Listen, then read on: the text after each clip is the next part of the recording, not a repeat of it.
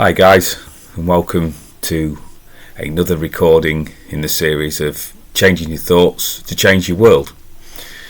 And the influence from this came very recently, in fact yesterday, how somebody's possibly innocuous comment triggered a response within me, and it was testament to myself that I didn't react in a negative way, because if I'd have dealt with it 10 years ago, I think the outcome would have been much different and I would have caused myself quite a lot of pain and upset.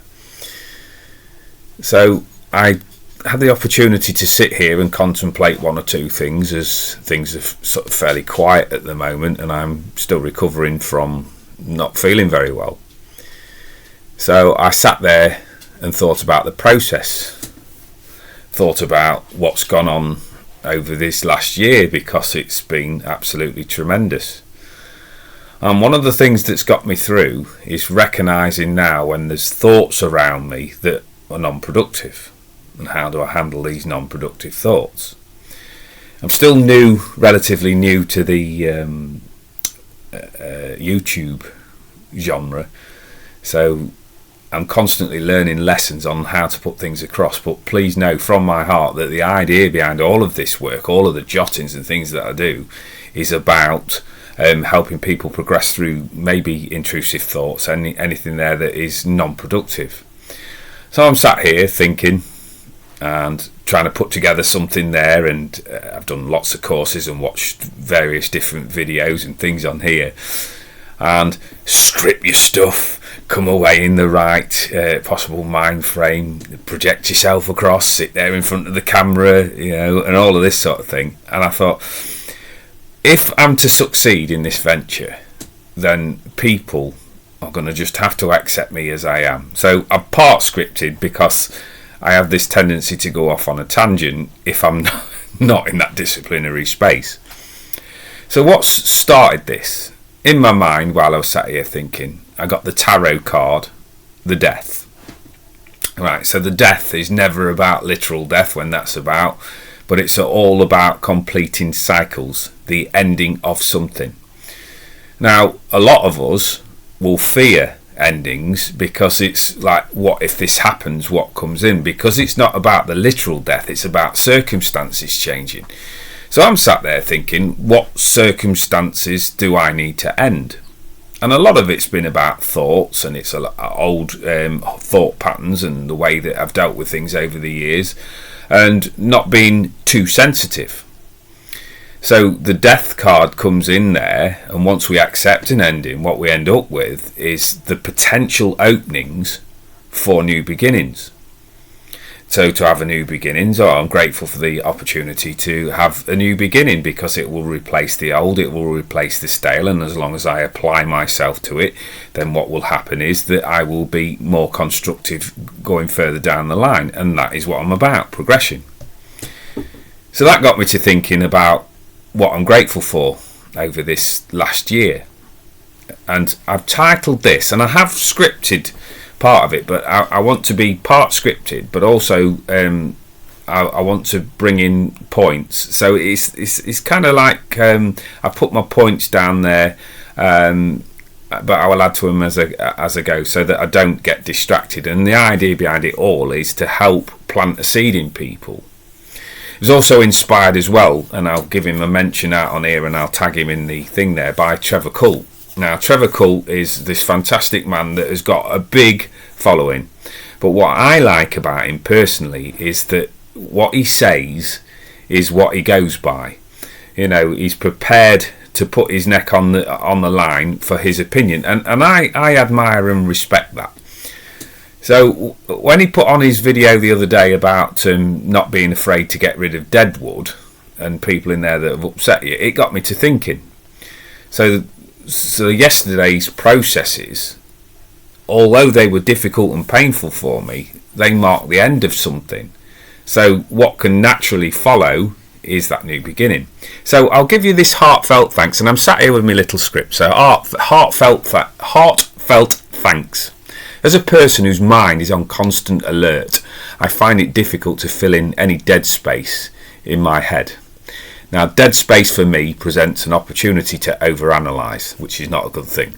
Situations that are current or of past are up for consideration. This is where I find myself, to my detriment, of becoming a human doing rather than a human being.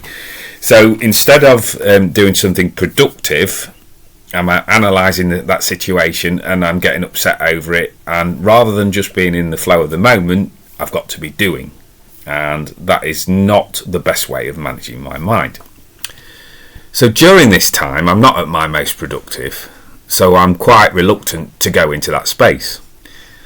So with any sort of thinking strategies of mine, I need a strategy to deal with such moments. It feels as though I'm entering a void. I actually know it as the vortex, where we're going into that moment, and I visualise the scene from The Wizard of Oz where Dorothy's in that vortex moment where all of the bits are blowing around like a hurricane. It's a difficult place to be in, but it's one that I sometimes have to go in to deal with some of the crap that's floating around me. So when I go into that quiet space, it is for a limited amount of time. It's as much as that I can cope with. So if you imagine that if you suffer with overstimulation, when you go into a place that's noisy or not settled, it can have an effect on you. So setting your targets accordingly, that when you go into that space, do as much as you can, but go into there and enter it with an open mind. So I go in there, I go into the vortex moment, and I ask for spiritual guidance. I ask for somebody to step forward and give me words of wisdom or any sort of help.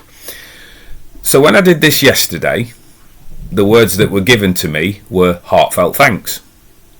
So my everyday life influences my thoughts. I often read about other people's lives, and I watch videos and things on YouTube where I consider myself so lucky that I'm not having their storyline moments in my life. You know, I've got a big heart, but sometimes you have to be protective of yourself, because you just think, well, gosh, you know, I'm so lucky not to be in that position, but not to get too emotionally involved in it, but not too detracted either. It is quite a hard balance to find. So in my own personal mindset, I have to have the task of managing any downtime effectively, because wasted non-productive time doesn't sit well with me. I'm not very good when I'm bored or agitated. Now, to me personally, a thought generates a feeling. So if the thought is positive, then it will generate a good feeling, and if it's negative, then we know what the outcome is. Chasing lost hours is a pointless exercise, so how you utilise them is essential so that you can receive beneficial outcomes. You see, the thing is, that was all influenced by a wonderful friend of mine, Mr. Timothy, who spoke about your life's hours, because your life's hours once spent cannot be reinvested, cannot be chased down and used again. So how you use them in the first place is that you need that better feeling coming from them after you've invested in them. So even if you're in that dark spot, don't go back looking at something over and over again when you're not getting any beneficial outcomes from it. I know that people will look at this and go, well, that's easier said than done, but at the end of the day, that response is a choice as well. So this is something I've chosen to do that works for myself. Now, the thing is, I lack patience. So any learning lessons I have to learn in life, I want to learn them quickly, because I'm a pain avoider as well. So I don't want to keep having to learn the same lesson over and over again before I get that epiphany moment where I go, I get it. I understand. I want to get in there, do the hard graft, deal with the pain, deal with the upset, and find a strategy to get past it and utilise it, or chuck it in what I describe as the fuck it bucket.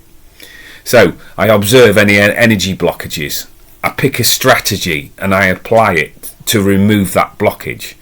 So essentially what I'm looking for from my thought processes is a beneficial outcome. If I'm not getting a beneficial outcome, that strategy is discarded, thrown in the bin, and I go again and I look for something that gives me that better feeling at the end of it. I am not a fan of learning non-productive lessons. Now, this past year has given me a number of lessons to learn. It's included some incredible highs where I've toured the country. I've been on stage at a theatre which was absolutely fantastic, and I've been to Stonehenge, reading at Stonehenge, and I've had a number of different events and opportunities to appear in front of people, and also have conversations with people that, in my belief and with the feedback that I've received, that have helped people change their mindsets for the better, and that is going to have a massive impact on their lives going forward. But I'm also living in my true life that I've had difficulties as well. I've had a bereavement that is not being processed in the typical way. It has generated a lot of feelings. It's generated a lot of frustration. All of that needs processing. So the lessons have been similar in construction. And what I tend to find is, if we're learning a lesson, if we don't get the moral of the story, or we don't get the lesson that's been given to us, it's still on our blueprint to learn that lesson. So what tends to happen is that the lessons are similar in construction. It'll be just that the cast members have changed. So if you think about the film Grease, going back into my younger years, then that storyline is set, but it could be on the theatre, it could be in the, on the stage, it could be a live performance. It's on the DVD, it's on the video. Now the cast members can change at will, but the storyline remains the same. So it's recognising the chunks of that storyline that you need to observe and change before you can move on onto that next episode. So my heartfelt thanks go out to the universe for letting me, at my own pace, process these lessons and come out the other side a little bit wiser. So if you take a minute to consider an episode of your favourite show. So one of mine is Only Fools and Horses. And Only Fools and Horses, there's certain episodes that I have seen numerous times. Now, because it's set down there, it was recorded 40 years ago, then that means that the process is going to be the same all of the time. It doesn't matter how many times that you see that episode, the occurrences in it are sequential, so that you've got a start and a middle and an end to the episode. If you get a good vibration from it, then that gives you that better feeling. If it's dark or negative, then the same sequence occurs. So think about it, that if you've got something in there that you've experienced and you are used to experiencing that feeling, then it's kind of like when people say, well, that's just my luck, that's just how my life goes. Then you're already structuring that expectation. So the start, the middle and the end, you're always going to get what you've put the thoughts into. So in darker times and in places of negativity, ask yourself this question and be honest with yourself. Have you come to expect discomfort? Have you become comfortable with that discomfort? Have you got into a space where, well, that's just how things go, and you sort of roll with it? Because people will say, well, that's just my life. Right, well, it doesn't have to be. Recognising the patterns that you're following. So happiness will always present as happiness, and pain will always present as pain.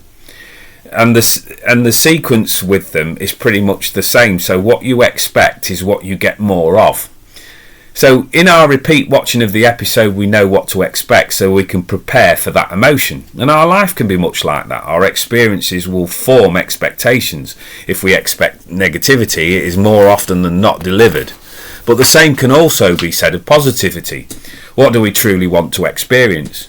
How do I change my mindset? Well, firstly, I need to recognise any recurrent patterns.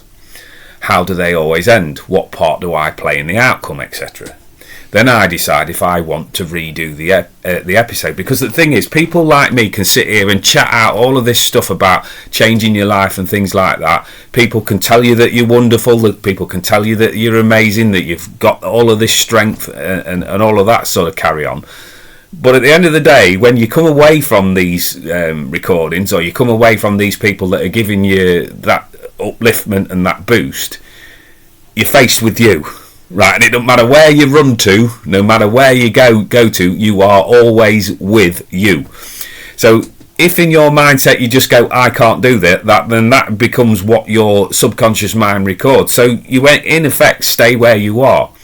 So I have to come to this conclusion that I want that change. Then I've got to look at how I'm going to manage that change.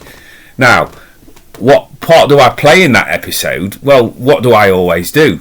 So if I'm going to redo an episode and change something in my mindset, I've got to look at what my part in that's going to be. First thing that I'm going to do is use a simple 2-letter word. When that scenario starts playing out in my mind, I'm going to say, no, I am no longer happy with that outcome.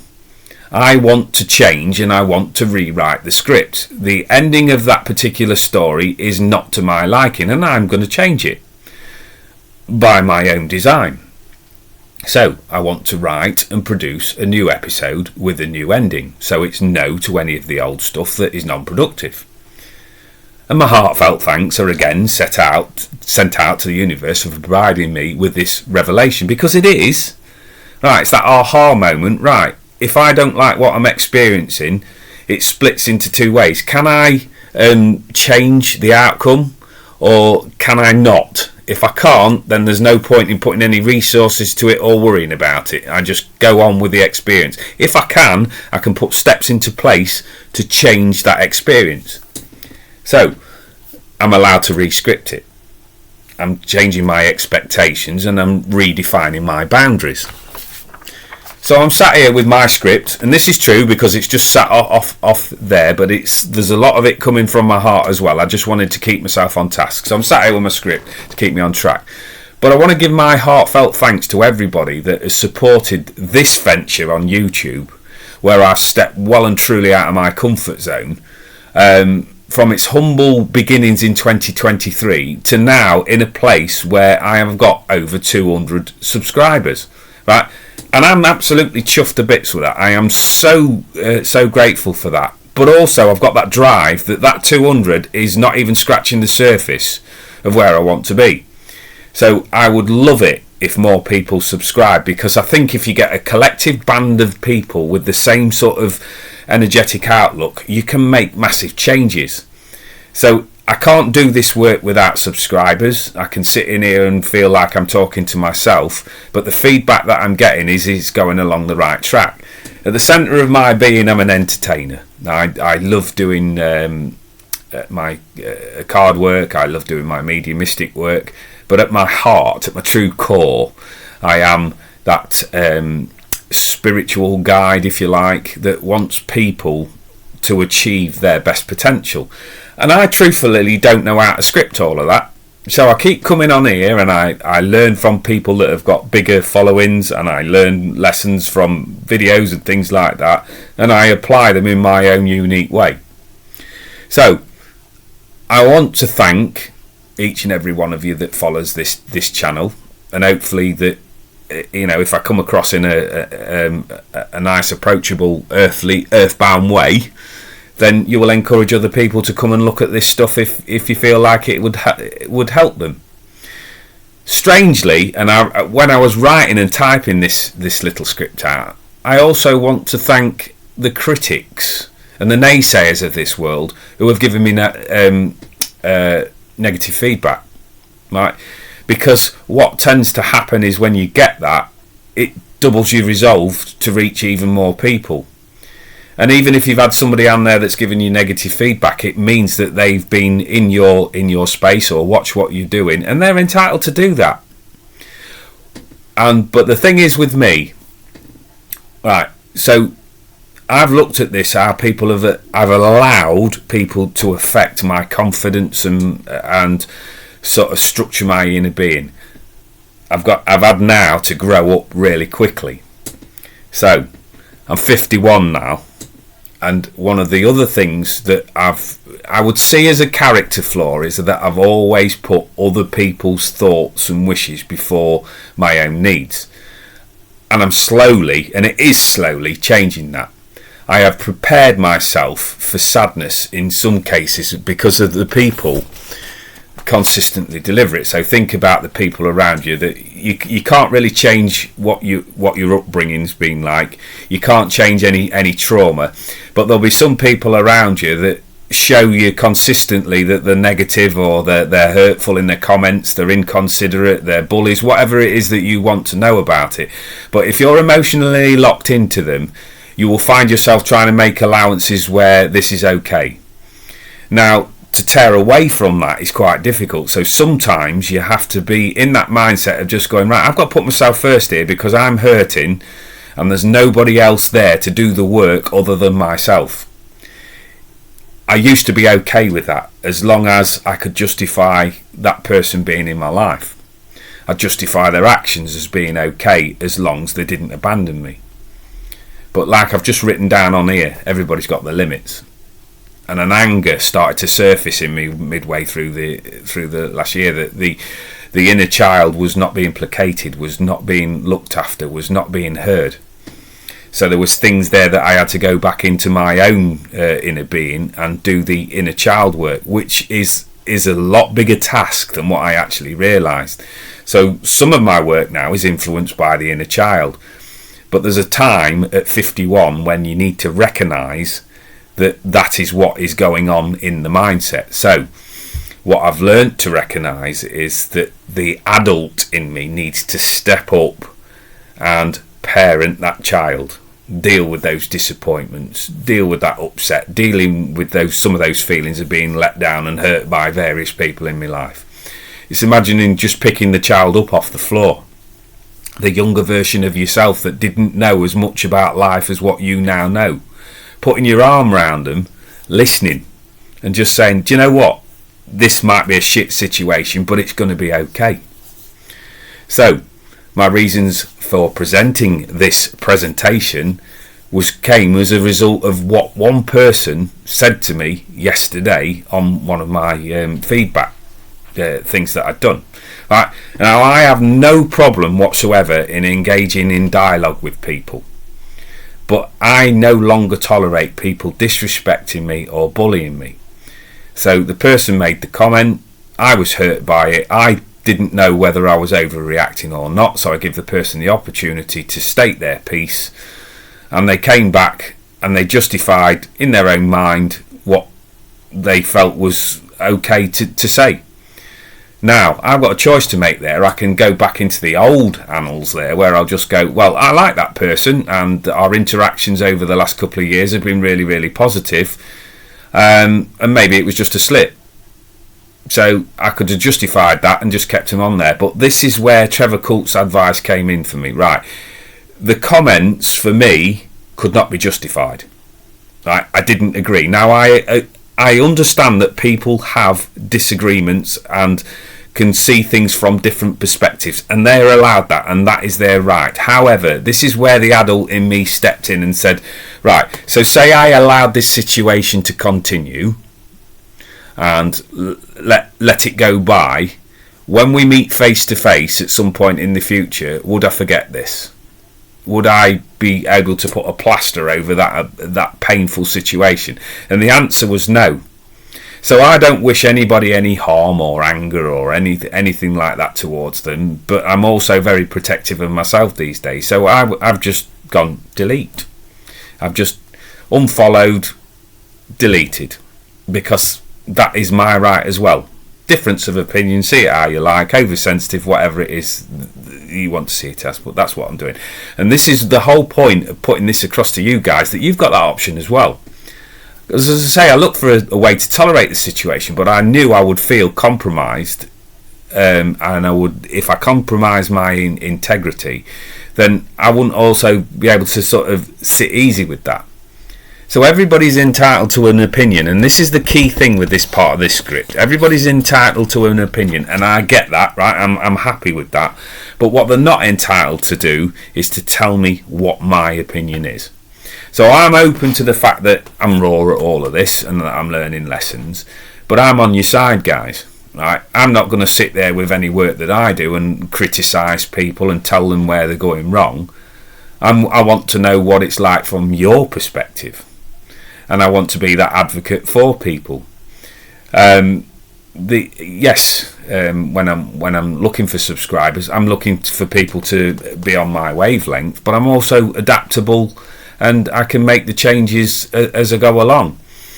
I'm learning and evolving. So later on, you'll see another production of mine where I'll be going live and I'll be doing tarot reading. But it's all part of the same thing, that I'm looking at bringing in upliftment for people. So I'm just closing off with this, guys. And if you've made it to this far through the production, then thanks very much, and I really appreciate it. My messages are simple. If I can't be accepted as I am, then it may well be the perfect opportunity to part company, or to hit the social media delete button, unfollow, block, whatever it is that you need to do. So I started out with heartfelt thanks, and again, those heartfelt thanks are going out to the universe for providing me with these lessons. I have progressed because I've moved on without guilt. I harbour no ill feelings to people. I just no longer want to be associated with that way of thinking. So just remember, guys, when you're coming up against situations that don't suit you, don't be afraid, whether it's family, friends, associates, old thought processes. Let that death card come into play. Let that be the reminder, because once you've got rid of the dead wood, the ending of that process, the clearing out of that stale energy, then you've got a wonderful opportunity to bring in lightness and upliftment and fill your life with more positivity. It's an old saying, but everything starts with that first single step. So as I leave you, my thoughts are always the same. Keep on shining and being that unique, talented person that you are. And as I always say these days, don't sweat the small stuff. So that was heartfelt thanks. Thank you guys for watching. See you on the next one.